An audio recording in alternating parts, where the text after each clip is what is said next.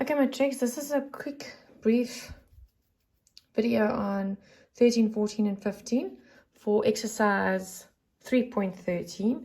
So what I'm going to look at, let me just put it on the screen. I'm going to look at these ones, 13, 14, and 15, the income tax, the dividends, and then the buyback of shares. Just because they're new and unfamiliar, I'm going to quickly run through them. Hopefully that will help you when you are busy trying to figure out. I'm just trying to make sure that I'm in the camera here. Okay, so the first one was, I've lost my place. The first one was the income tax, and they mentioned that it's 28% for the year. So obviously you had to have the right net profit, but this will be marked as a method mark if you don't have the right one. So what I'm going to do is I'm going to show you the T accounts, and then you will, then I'll tell you exactly where it goes in your financial statements. So I've got two accounts when it comes to my income tax. The first one is the SARS one. And I've got a bracket that says income tax. This is the one that belongs in the balance sheet section. It's a liability. So that's where I create the liability that I'm supposed to pay them, and I'll hopefully pay them later. So the amount that you would have come to if you had your correct net profit, you would have said net profit times 28%.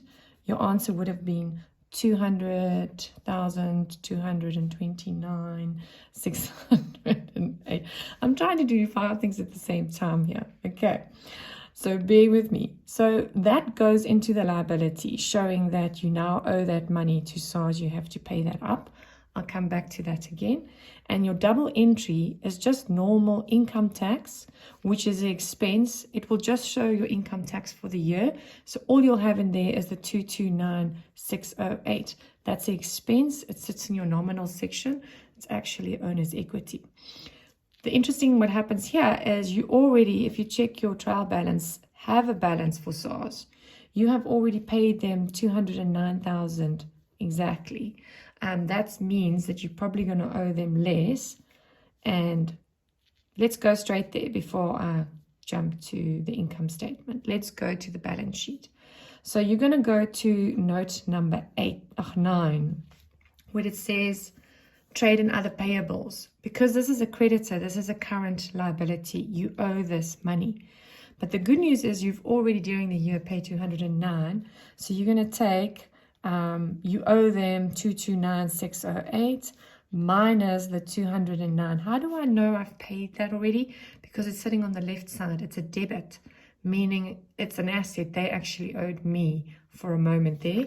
But now that I've calculated my VAT for my tax for the year, I've come to the conclusion that I owe them 20,608. What I worked out I was supposed to pay, what I've already paid during the year. So I'm sitting with 20,608. And that number goes to note 8 next to SARS income tax that you owe them. And then I'll show you what it looks like on the answer just now. I can find the answer somewhere. And then this side, because you're working with expense, you're obviously in the income statement. Income statement, this will come right at the bottom. But let me see. Oh, here's the answer, hiding underneath. So let me get that all just straightened up again so that you can see what I'm showing you. So there at the bottom, your income tax. Please make sure, again, you've got a bracket for that, 229,608. It will probably be a method mark as long as you use 28% to work that out. So that's the expense. And let me show you where did I put it's also in purple. It's under note number 9, trade and other payables. SARS, or you can say SA Revenue Service, no need, just say SARS. Bracket income tax. Do say income tax because sometimes it can PAYE.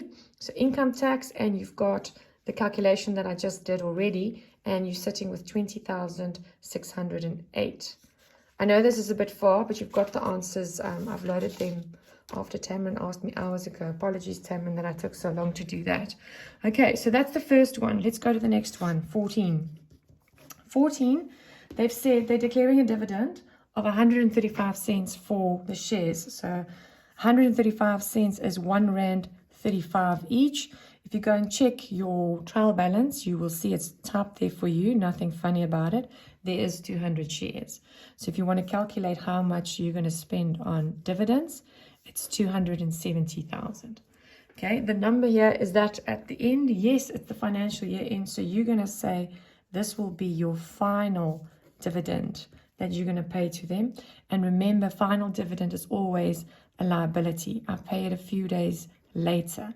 So what is the liability called? This is where the studying comes in. It's the shareholders for dividends. SFD, if you want to remember abbreviations. Shareholders for dividend is the liability. So you're going to dump the 270 straight in there, showing that's money that you owe. And then what's your double entry is an expense.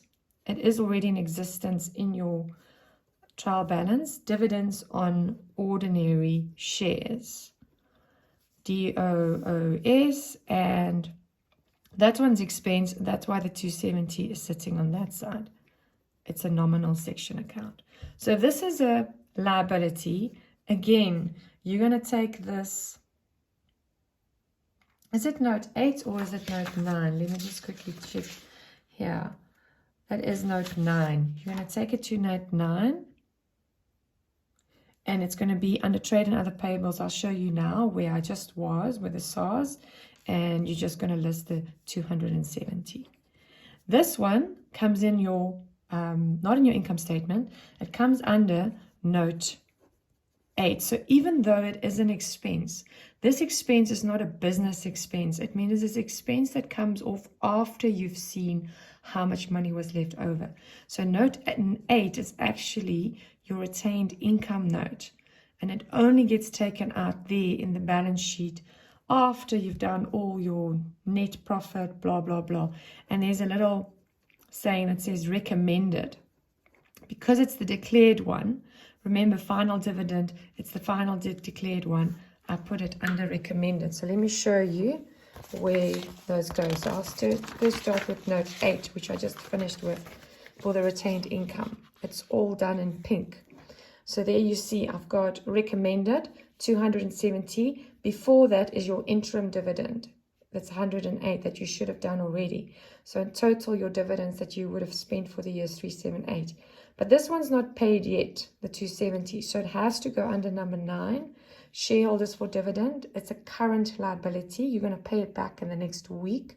Or not pay it back, you will pay it in the next week. So 270 goes there. So actually both of them, double entry, debit and credit, is sitting in the balance sheet. So that's quite unique and different. Okay, so that's number 14. Jumping number 15, that is the challenging one. I'm going to turn the page because I need more space for that. Or maybe just take a new one. So this one is buying back of shares. Okay, and I've actually given you some steps as to how you're going to do this. But let's just read what they say before I go. They say all the authorized shares had been issued, but at the end of the financial year, this is the good news, the 28th of February, today, you are going to buy back 30,000 shares. Okay, so dividends you would have given to the full 200. This buying back only happened now. Doesn't affect your dividends. And then it's because somebody died and we wanted to buy it back from them as the company. And the price that we are going to buy it back is 12 Rand and 85 cents. Okay, immediately you see, there's a problem because it's probably not worth 12 Rand 85. So let's see. Step 1, when you are buying back shares, step 1 is calculate the average share price. So what is these shares actually worth? So you go to your trial balance, you will see your capital, your shareholders' capital sitting on 1.9 million, and you divide it, that's a Rand value, you're going to divide that into how many shares you had at the time. You had 200,000 shares. So that gives you 9 Rand and 54 cents. That is your average share price per share. That is actually what they are worth. Okay, now great, you know that. What do you do with it? Step 2, you're going to calculate the difference. Calculate the difference. I'm going to try and abbreviate this, of the prices. So what prices? You've just worked out 9 Rand 54. In the beginning, we told you we are going to have to pay 12 Rand. So let's see what's the difference between 12 Rand and 9.54 rand. That is 3.34 rand that we're going to have to pay extra, additional. And where's that going to come from? You can't take it out of your capital. It's actually going to come from your retained income. So you'll see now how we're going to do that. Okay, so I've got my different prices. I've calculated that. Now I can start to enter it into my box. Step 3. The first thing that I'm doing is I'm going to go to note 7. In note 7, I'm going to take out the shares from the capital, okay? So if I take it out of capital, I can take it out at 9.54 because that is actually what they were worth. So I can take that out. There's 30,000 shares that I am taking out. So that gives me a number of 286,200.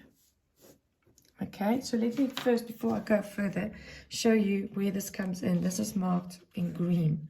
So in note 7, this is where your capital sits. 30,000 shares for 9.54. You're going to do a bracket. The reason why you do a bracket is you're buying them back. You're taking them out. Okay, so that's 30,000 times 9.54. You had to work the 9.54 out. It wasn't given to you.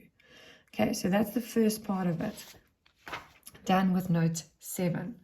Then we're going to go to step 4 and we're going to take the difference to note 8. We're going to use our retained income. Hopefully there's some money left there that we can use. And now we know what is the difference between the 9 rand and the 12. We worked it out earlier. It is going to be 3.31 rand times 30,000 shares. Okay, so that will give me 99,300. My calculator's quick, hey? What can I say? No, it's not mental math. This is calculated pre-done before I recorded this. Okay, so actually that 9.54 and that 3.31 should give you 12.85. And that two amounts, big amounts together, will tell you in total how much these shares actually cost you to buy back. So in note 8, where do I show this 3.31 rand? If you look now, note 8, retained income is where it's going to come from. So capital, I'm going to use the 9 rand. For retained income, it's going to be 3.31 rand. So you're going to say repurchase 30,000 shares, 3.31 rand each, and it's a bracket. Why? Because you are taking it out of that nice chunky amount of retained income, 99,300 in brackets, exactly what I had here. Okay, so that's step 4, and you've got one more step left. Step 5, they mentioned that it was paid, or the account, the money. Let me just read what they say. They say a direct transfer was made, but it's not yet entered. So I'm worried about my bank account. It's not been recorded there. And bank sits in this instance in note number 6 because it is a positive bank. It's not sitting in the face. So my bank must go down with this money that I'm spending.